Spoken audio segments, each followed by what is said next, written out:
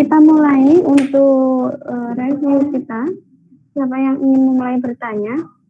Atau Bu Nurul mulai dulu dari pertanyaan yang ada di psikologi terkait dengan cat. Atau mengapa ulangan, ini siapa? Dari Dewi Chandra,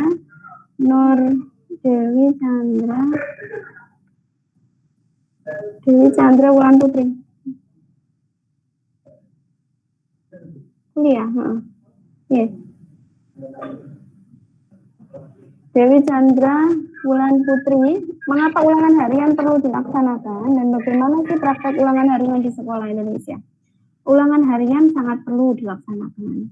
Mengapa? Karena di dalam ulangan harian, guru dapat mengetahui sejauh mana murid didiknya itu paham akan materi dalam satu kali tatap muka atau mungkin 2 kali tatap muka. Kalau bahasa mudahnya begitu, kalau bahasa tadi ada KI, ada KD, nah itu dalam KD ya. Jadi kalau tidak ada ulangan harian, menunggu sampai UTS gitu ya, biasanya kan guru tidak bisa mengukur mengukur ketercapaian materi ajar. Kedua, tidak bisa mengukur apakah gurunya itu tepat menggunakan strategi mengajarnya atau belum. Jadi banyak hal yang dapat bermanfaat ketika guru mengadakan sebuah ulangan harian. Toh bagaimanapun dalam praktek persiapan proses pembelajaran di awal, ketika guru menghitung alokasi waktu, guru di situ harus sudah punya alokasi waktu sendiri untuk ulangan harian. Jadi sebenarnya ulangan harian tetap harus dilaksanakan. Prakteknya bagaimana? Boleh per KD atau 1 kali tatap muka, boleh per 2 KD atau 3 KD gitu. Terus ada pertanyaan, mana yang tepat, di awal, di tengah, atau di akhir? Ya tadi, rujukannya bukan mana yang tepat, tetapi melihat sejauh mana KD atau materi yang sudah dipelajari. Katakanlah dalam satu bab, itu materinya banyak sekali subnya, dan diajarkan dalam 1 kali tatap muka. Maka menurut saya, umpama saya menjadi guru, dalam satu bab itu, setelah mengajarkan selesai, maka saya akan mengadakan ulangan harian. Begitu. Tetapi misal dalam poin 1 bab dipotong menjadi subbab dan muatan materinya, konten materinya hanya sedikit, maka bisa digabung dengan konten materi selanjutnya, begitu. Paham? Apa belum?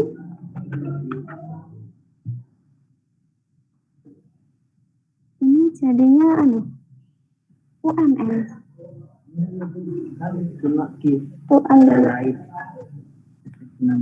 Not giving, okay. Gak boleh dong. Ya Allah, nggak lihat. Sebentar ya.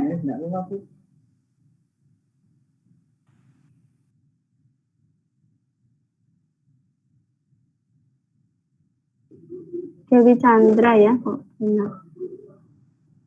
Sama Asri Nafia juga sudah terjawab tadi ya. Awal, tengah, akhir itu melihat dari kontennya, materi yang diajarkan atau KD-nya ya. Per topik bahasan. Di dalam buku dijelaskan ini sama.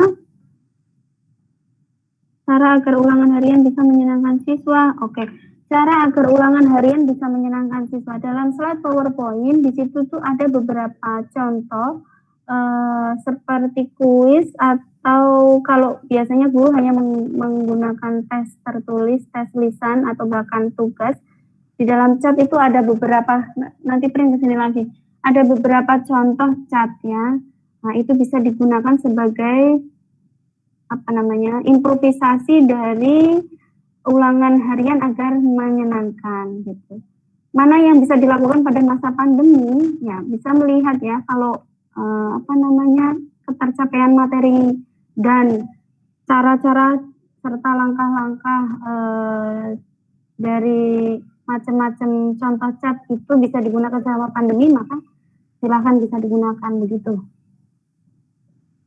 Apakah ada perbedaan antara ulangan harian di sekolah yang ada di Indonesia dengan sekolah di luar negeri? Tentunya ada ya. Indonesia itu berbeda dengan kegiatan sekolah di luar negeri. Di luar negeri itu banyak contohnya Jepang dan mana? Jepang dan mana yang sudah mengambil perbandingan pendidikan? Malaysia. Nah, kalau Malaysia masih sama dengan Indonesia, menggunakan ya sistem sekolahnya sama ya.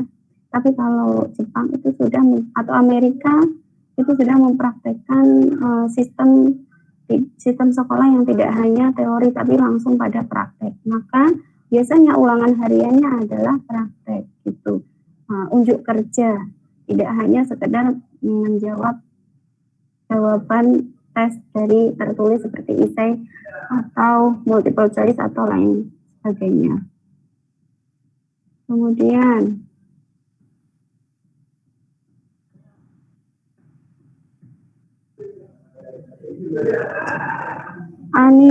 Anida Fauziah Ismail, dalam ulangan harian terdapat beberapa bentuk. Salah satunya tes tertulis. Dalam tes tertulis ada beberapa bentuk dari listing. Maksud dari listing di sini apa ya? Kalau listing yang dimaksud dalam tes tertulis itu adalah dalam ulangan harian kita beberapa bentuk. Setahu Bu Nurul, yang namanya listing itu untuk kunci jawaban atau pedoman pensekoran ya. Jadi guru setelah membuat bentuk soal IC dalam tes tertulis itu guru menyiapkan marking scheme atau rating scale. Nah, rating scale itu yang dimaksud adalah membuat pedoman-pedoman atau kunci jawaban yang sudah dilistkan atau diurutkan berdasarkan pada soal-soal yang diujikan. Seperti biasanya yang perlu ini adalah tidak semua tes tertulis seperti pilihan ganda ya, tetapi yang butuh listing itu adalah tes tertulis yang bentuknya IC yang bebas ya, bukan IC yang terbatas, IC yang bebas.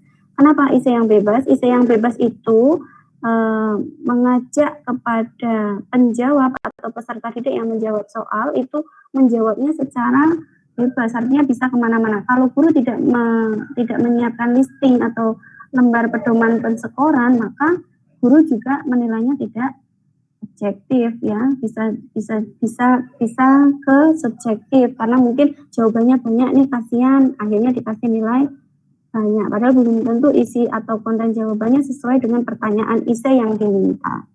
Begitu.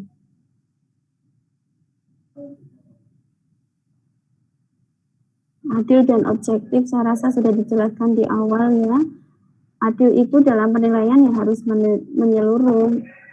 Ini penilaian atau apa ini ya, maksud bagaimana implementasi dari prinsip adil dan objektif. Nah, ini sebenarnya sudah dijelaskan pada pertemuan di awal ya, terkait dengan prinsip tes.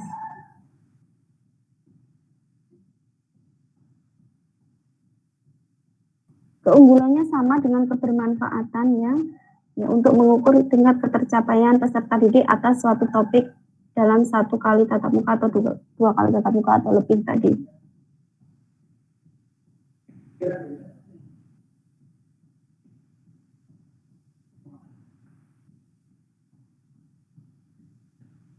Ulangan harian apakah sama dengan ulangan lisan? Lisan itu adalah teknik tes ya, teknik tes. Jadi ulangan harian itu bisa dilakukan dengan ulangan lisan ataupun tertulis gitu. Jadi model atau macamnya gitu ya, bagiannya. Jadi ulangan harian itu bisa bentuknya apa? Ulangan lisan atau ulangan tertulis gitu. Jadi tidak maknanya memang berbeda begitu. Kemudian terkait dengan UTS.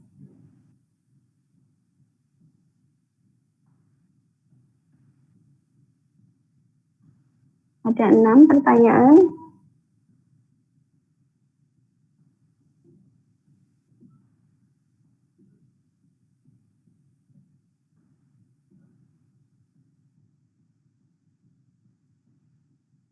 Sebentar, saya buka dulu psikologinya.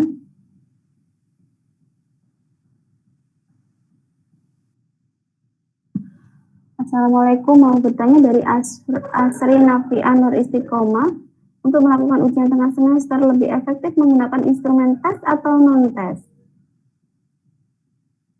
Ujian tengah semester lebih efektif menggunakan instrumen tes atau non-tes? Dua-duanya bisa ya. Menurut saya dua-duanya bisa, tetapi kalau mau bertanya Bu, kalau pada masa pandemi ini untuk mengurangi nilai kecurangan karena ujiannya bisa sistem online, maka bisa menggunakan apa? Menurut saya sistem non-tes, itu tugas. Atau kalaupun tes, silahkan tadi tes IC yang bebas, analisis, simpulan begitu, yang sifatnya mendeskripsikan dengan pemahaman sendiri, bukan multiple choice yang jawabannya sudah pasti atau sudah ada begitu. Tapi sejatinya dua-duanya bisa kalau tidak pandeminya. Nah, ini menjawab juga pertanyaan Anissa Regina. Tadi sudah saya jelaskan. Nah, saya kalau masa pandemi lebih cocoknya memang non-tes atau tugas. Nah, tugasnya juga jangan asal-asal tugas gitu ya. Ada mungkin strategi guru yang menjawab pertanyaan atau membuat tugas itu tidak dengan tulis tangan atau tidak dengan kelompok. Jadi memang sifatnya individu. Maka kalau nanti terlihat mencontek dari tugas, temannya akan sangat kelihatan begitu. Atau bisa juga setiap anak mendapat tugas yang berbeda. Itu bisa juga. Jadi tidak ada kemungkinan plagiat tugas temannya yang lain.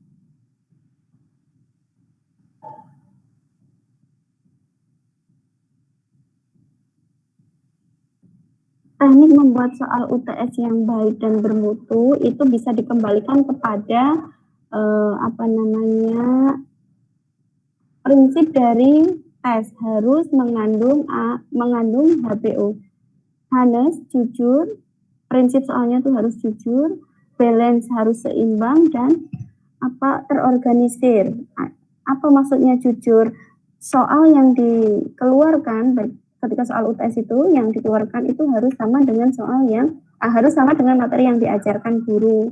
Tidak boleh ada yang beda. Kalau multiple choice hindari soal-soal yang bersifat kayak bukan membohongi ya, kayak membuat bingung pesertanya.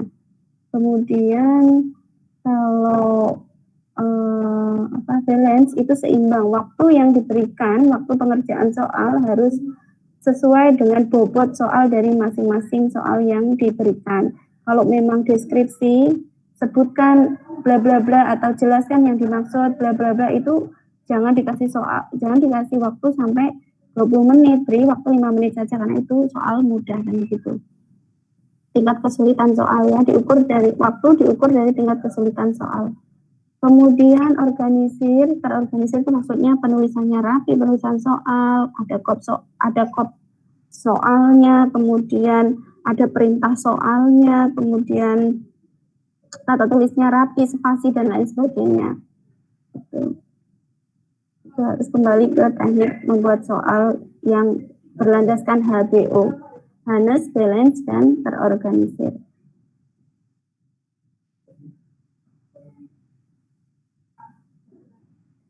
Dijelaskan di WWT bahwa pengukuran UTS bertujuan untuk mengukur pencapaian siswa. Yang saya tanyakan kegiatan apa yang dilakukan oleh guru untuk mengukur pencapaian siswa, dinilai dalam sisi apa, dan apakah ada tolak ukur dan indikator tertentu untuk mengukur pencapaian siswa. Indikator pengukur pencapaian siswa itu bisa dilihat dari indikator pencapaian kompetensi dasar. Dalam buku atau di dalam bab itu biasanya sudah ada KD, kompetensi dasar dari masing-masing materi yang akan diajarkan. Kemudian ya tolak ukurnya mengikuti itu ya, KD dan indikator pencapaian kompetensi dasar yang ada pada buku pedoman dari guru. Kemudian dinilai dari sisi apa? Tentunya ada 3 ranah ya, kognitif, afektif, dan psikomotor. Harus ada dalam pembelajaran.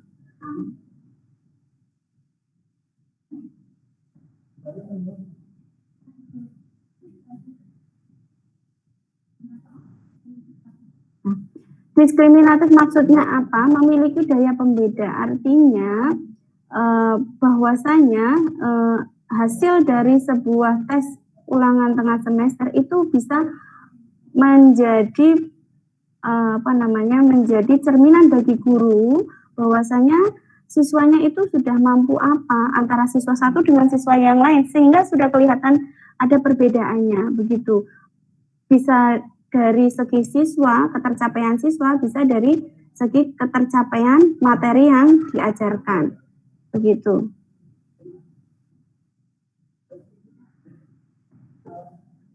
Apakah UTS akan mempengaruhi mutu sekolah dan apakah hasil UTS itu memungkinkan tindak lanjut yang tepat?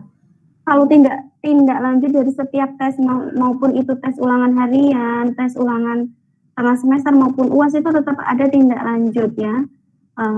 Kira-kira hasil monitoringnya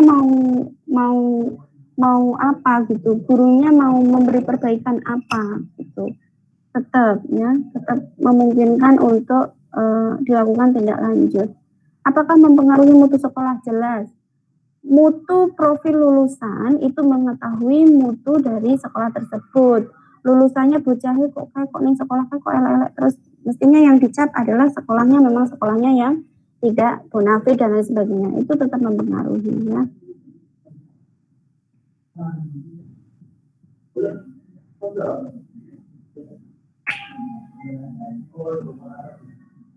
Untuk memecahkan masalah bagaimana caranya?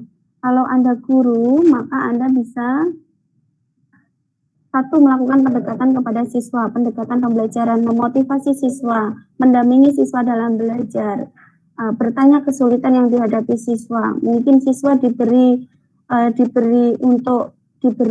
kelompok atau temannya yang dapat membimbing siswa dalam proses pembelajaran jika siswa tersebut tidak bisa menyampaikan kepada guru, semacam kalau di dalam bahasa buku metodologi pembelajaran itu ada namanya kerja kelompok atau belajar kelompok gitu. Apakah UTS sangat penting dilakukan setiap sekolah? Ya, jawabannya sangat penting ya.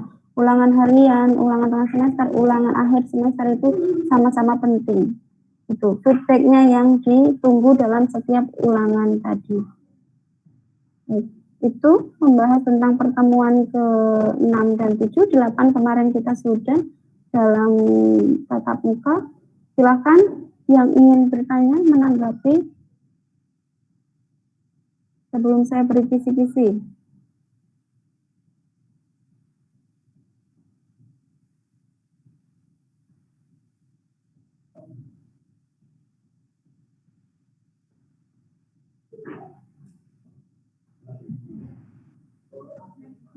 Yang ingin bertanya?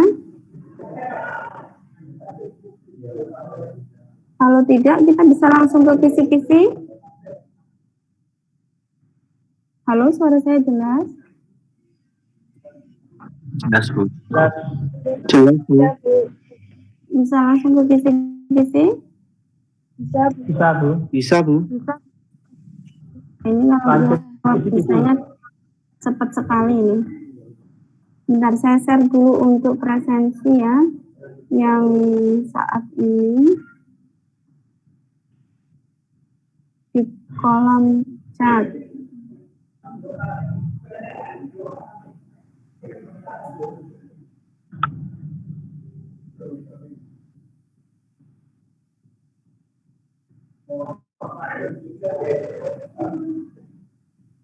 Untuk kisi-kisi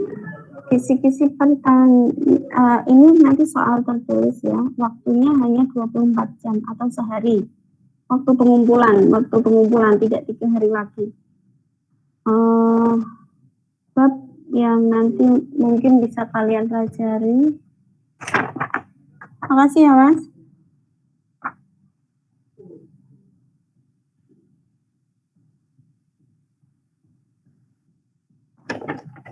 Bab yang mungkin bisa kalian pelajari yang pertama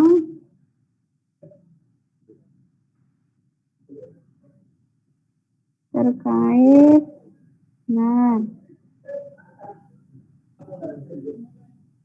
kalau punya mana?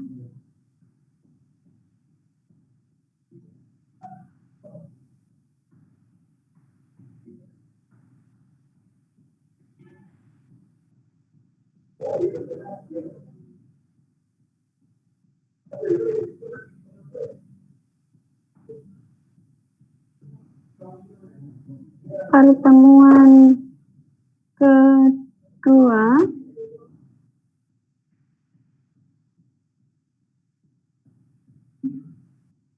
pertemuan ketiga, 4,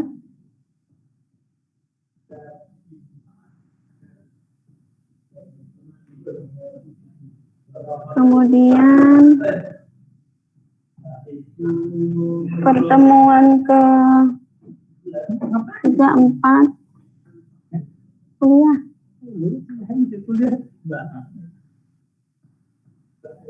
Pertemuan kedua 3, 4, 5,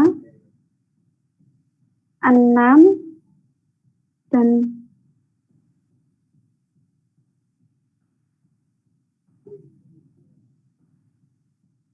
terakhir kemarin ya, UAS ya. 2, 3, oke. Sebentar. 2, 4, pertemuan kedua, pertemuan keempat, pertemuan kelima, pertemuan ke-6, dan pertemuan ke-8. Soalnya ada 5. Ingat waktunya, waktu pengerjaan hanya paling maksimal 24 atau sehari ya. Tetapi nanti melihat kalau kebijakan, melihat di kop soal, itu waktu durasinya berapa, dikerjakan sesuai itu. Kemarin saya menyetorkan itu 1 hari, cuma nanti dibagi di tim ACC soal itu mungkin akan diubah menjadi 90 menit tergantung dari soal tadi ya. Tergantung dari soal. Kalau kira-kira menurut tim soal itu cukup dikerjakan 90 menit seperti di kelas, atau ketika luring, maka 90 menit. Nanti lihat di kop soalnya saja. Begitu? Paham? Paham, Bu. Ya, paham, Bu. Ada yang ingin ditanyakan? Ada yang ingin ditanyakan? Bu, izin untuk tanya. Iya. Untuk pengerjaan tes besok itu tuh kita tuh ditulis tangan atau diketik? Pengerjaannya ditulis tangan. Pengerjaannya ditulis tangan, difoto, diunggah. Oh ya, Bu. Terima kasih, Bu. Ya. Ada lagi yang ingin bertanya? Ini jam segini masih ada yang masuk ya? Ada lagi yang mau bertanya?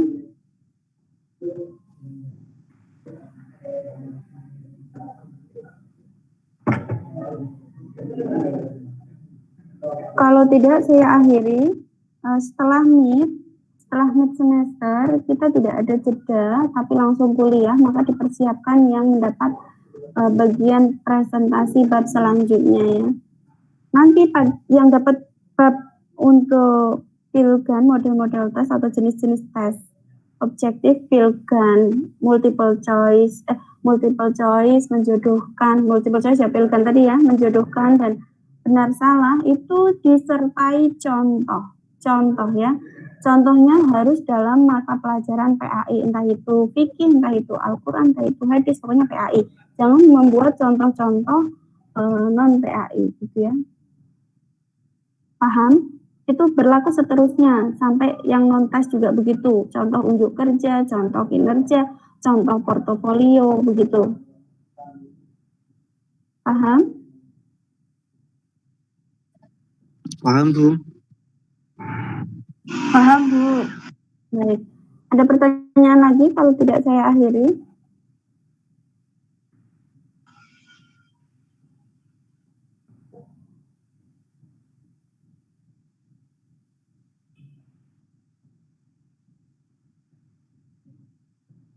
Tidak ada?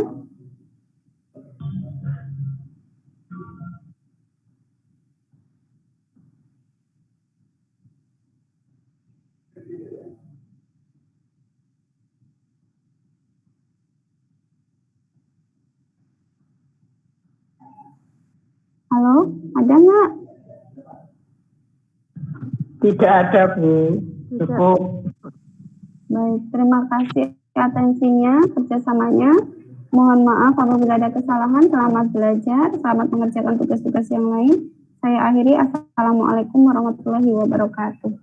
Waalaikumsalam warahmatullahi wabarakatuh. Betul. Terima kasih. Terima kasih, Bu.